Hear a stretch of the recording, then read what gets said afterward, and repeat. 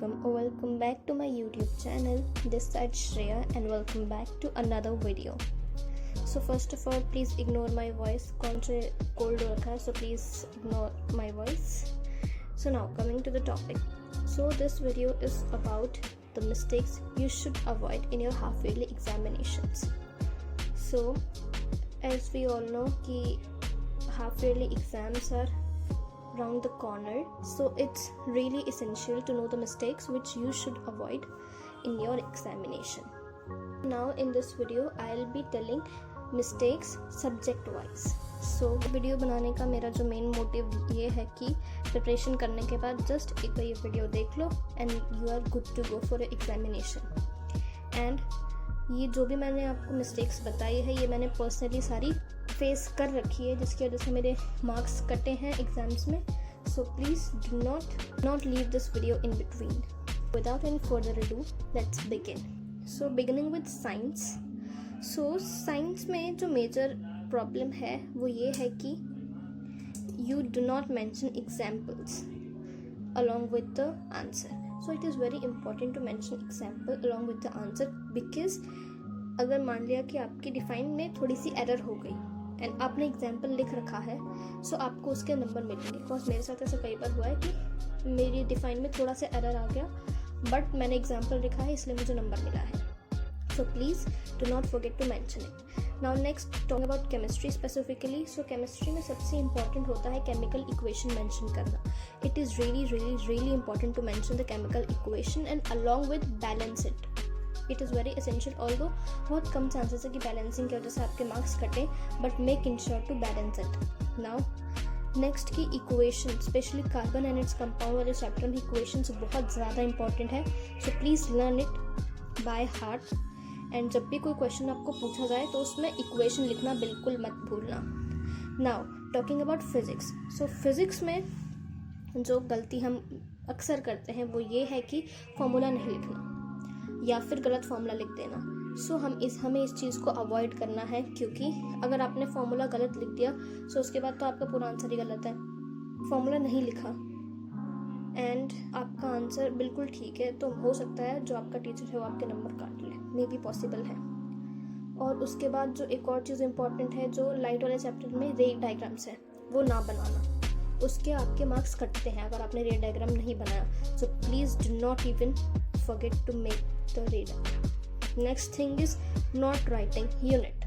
ये तो बहुत कॉमन मिस्टेक है कि हम यूनिट्स नहीं लिखते जिसकी वजह से हमारा आधा नंबर कट हो जाता है. और या फिर क्वेश्चन पढ़ते टाइम हमने यूनिट देखी नहीं, यूनिट हमें कन्वर्ट करनी थी, हमने यूनिट कन्वर्ट करी नहीं जिसकी वजह से हमारा पूरा आंसर गलत है. तो इस चीज़ पे प्लीज़ ध्यान देना. Now talking about biology. So biology में एक जो मेजर चीज़ है डायग्राम पे फोकस करना. अब डायग्राम भी कुछ ऐसे कॉम्प्लेक्स से नहीं बनाने, ईजी से डायग्राम्स बनाने हैं और उनकी लेबलिंग प्रॉपर्ली करनी है. लेबलिंग छोड़नी नहीं है, जो भी इंपॉर्टेंट चीज़ें हैं उसमें लेबलिंग करनी है.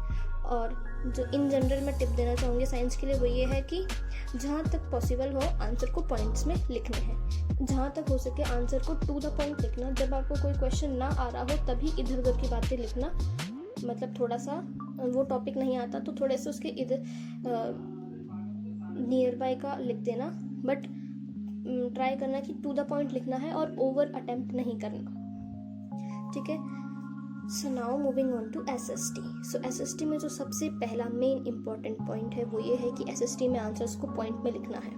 इससे क्या होगा, आपको भी ईजी होगा आंसर लिखने में. आपको पता चल जाएगा कि ठीक है मैंने ये पॉइंट मेंशन कर दिया, ये पॉइंट रहता है. और साथ के साथ टीचर्स को भी ईजी हो जाएगा पेपर चेक करने में. और कंपेयर टू जिसने पैराग्राफ में आंसर लिखा है और जिसने पॉइंट में लिखा है, तो जिसने पॉइंट में लिखा होगा उसको ज़्यादा नंबर मिलेंगे. ठीक है. नेक्स्ट थिंग इज़ डेट्स पे फोकस करना. हिस्ट्री में जो डेट्स है वो काफ़ी ज़्यादा इंपॉर्टेंट है, बट अगर आपको डेट नहीं है, मान लिया कि आप कंफर्म नहीं हो उस डेट के लिए, आपको किसी आंसर में लिखना है तो वहाँ डेट गलत बिल्कुल भी नहीं लिखना है. अगर हो सकता है आपने डेट ना लिखी हो आपको नंबर मिल जाए, लेकिन अगर आपने गलत डेट लिख दी तो आपको नंबर नहीं मिलेगा. सो प्लीज़ अगर आपको कंफर्म है डेट तो ही लिखना, otherwise skip it. Now next thing is कि जो आपको लगता है कि पॉइंट मुझे बहुत अच्छी तरीके से आता है या फिर जो मेन पॉइंट है उसको सबसे ऊपर टॉप में लिखना है, और जो पॉइंट आपको श्योर नहीं है या फिर आपको लगता है कि नहीं आता आपको, वो चीज़ नीचे लिखनी है. इससे क्या होगा, जो आपका चेकर होगा उसके माइंड में ये होगा कि बच्चे को आता है, तो वो नीचे के हो सकता है पॉइंट पढ़े भी ना और ऊपर का चेक कर दे। So this was all about SST। Now moving on to English. English में कभी ये गलती मत करना पॉइंट्स में लिखने की, क्योंकि इंग्लिश में अगर आपने पॉइंट्स में लिख दिया आपको बहुत डांट पड़ने वाली है और हो सकता है आपके नंबर भी कट जाए। तो इंग्लिश में हमेशा अपना आंसर पैराग्राफ में लिखना है।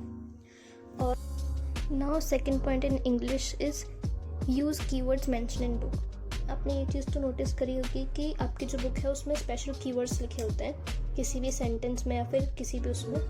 तो आपको ट्राई करना है कि वो वर्ड्स आप याद करके उसे अपने आंसर में मेंशन करें। इससे आपकी बहुत अच्छी इंप्रेशन बनेगी और जो भी आपका चेकर होगा उसे लगेगा कि आपने अच्छे से पढ़ाई करी है। और जो पर्सनल मैं टिप देना चाहूँगी इंग्लिश का पेपर अटेम्प्ट करने टाइम, वो मैं ये दूंगी कि राइटिंग सेक्शन को पहले अटेम्प्ट करना, इससे आपके ज़्यादा मार्क्स सिक्योर हो जाएंगे पहले ही। और रीडिंग सेक्शन को कभी भी लास्ट में मत करना। मैंने बोर्ड के एग्ज़ाम में किया था, मेरा रीडिंग सेक्शन मेरा बहुत बेकार गया था। सो प्लीज़ रीडिंग सेक्शन को कभी लास्ट में अटेम्प्ट मत करना। Now next moving on to Hindi. Hindi में एज सच कोई वो नहीं है, आप चाहो तो आप अपना आंसर पॉइंट पे भी लिख सकते हो और चाहो तो अपना आंसर पैराग्राफ में भी लिख सकते हो। That is totally up to और जिस अकॉर्डिंग आपने आंसर याद किया है। बट मैं प्रेफर करूँगी कि जो 2-3 मार्कर्स होते हैं उसको आप पैराग्राफ में लिखो और जो 5 मार्कर है उनको आप पॉइंट में लिख सकते हो। Now next second point is reduce spelling mistake. अपनी मात्राओं की मिस्टेक को रिड्यूस करो क्योंकि उसमें आपके नंबर कट सकते हैं। सो यस, एंड हिंदी में भी सेम वही है, जो भी आपका रीडिंग सेक्शन है उसको लास्ट में अटेम्प्ट मत करना, राइटिंग पार्ट को पहले अटेम्प्ट कर लें, that will be good. Now moving on to सबका बिलव्ड मैथ्स। सो मैथ्स में तो बहुत सारी ऐसी सिली मिस्टेक्स हैं जो सब करते, इवन मैं भी करती थी और करती हूँ अभी भी। Not reading question properly. Hurry में जल्दबाजी में अपने क्वेश्चन पूरी तरह से नहीं पढ़ा और देन उसका गलत सोल्यूशन लिख के आ गए। सो ये चीज़ नहीं करनी। और उसके बाद नॉट मेंशनिंग फार्मूला मेंशन नहीं करना कि आपने कौन सा फार्मूला लिखा है। उसके बाद फिर मिसिंग यूनिट्स को मेंशन ही नहीं करना या फिर यूनिट कन्वर्जन भूल जाना, ये चीज़ का ध्यान रखना है। उसके बाद क्वेश्चन को लीव कर देना। सो अगर आपको लगता है कि कोई क्वेश्चन आपको नहीं आता, so please don't leave it. उसमें आप गिवन लिख दो या फिर ये लिख दो कि कौन सा फॉर्मूला आपको लगाना है, तो उसके भी आपको नंबर मिलेंगे, बट प्लीज़ क्वेश्चन को लीव मत करना। और अगर एक गोल्डन टिप मैं देना चाहूँ मैथ्स के पेपर में, अगर आप चाहते हो कि आपका मैथ्स का पेपर ना छूटे, तो प्लीज़ अपने पेपर को 5 मार्क का क्वेश्चन से स्टार्ट करना एंड देन बताना मुझे कैसा रहा फिर आपका पेपर, ठीक है। सो this was all tips for subject wise. Now talking in general. So general में आपको यही बोलूँगी कि सबसे पहले तो अपने NCERT पे फोकस रखना, ठीक है। और जब आप अपना एग्ज़ाम दो, सो काम माइंड देना, ज़्यादा स्ट्रेस मत लेना और अपनी प्रॉपर स्लीप लेनी है आपको, प्रॉपर अपनी नींद लेनी है एग्ज़ाम से एक दिन पहले, अदरवाइज़ आप अपना एग्ज़ाम अच्छे से नहीं कर पाओगे। स्ट्रेस बिल्कुल भी नहीं लेना, काम रह के अपना एग्ज़ाम देना है। अपने सिली मिस्टेक्स पे फोकस करना है। पेपर की प्रेजेंटेशन आपको बहुत अच्छी रखनी है, ज़्यादा कटिंग नहीं करनी। और एक और जो सबसे मेन चीज़ है कि CBSE ने सैम्पल पेपर्स रिलीज़ कर दिए हैं। सो प्लीज़ एक बार उस सैम्पल पेपर से गो थ्रू हो जाना, सो दैट कि आपको पैटर्न का पता लग जाए किस टाइप से आपका पेपर आएगा। और एक बार प्लीज़ उसको प्रैक्टिस करके देखना, क्योंकि 50% कॉम्पिटेंसी बेस्ड क्वेश्चन इंक्रीज़ हो गए हैं, तो आपसे डायरेक्ट क्वेश्चन नहीं पूछे जाएंगे, क्वेश्चन घुमा के पूछे जाएंगे। सो लिंक मैंने डिस्क्रिप्शन में दे दिया है, कहाँ से जाके आप चेक कर लो एक बार CBSE का paper, sample paper. So this was all about this video. I hope this video helped you, and please if you like the video, please give it a thumbs up and please consider to subscribe the channel and share this video with your friend whom you don't want to make these mistakes. And if you are a 10th grader or 9th grader, so this channel will help you a lot in your board examination. Please consider to subscribe because मैं इसी type के videos 10th graders के लिए basically लाती रहती हूँ। And मैंने काफ़ी सारी वीडियोस बना रखी हैं प्रीवियसली जो कि आपको हेल्प करेंगी। So please once go through the channel. Thank you so much, and if you have any doubt please let me know, because मुझे भी पता है कल से मे बी आपके एग्ज़ाम स्टार्ट होने वाले होंगे।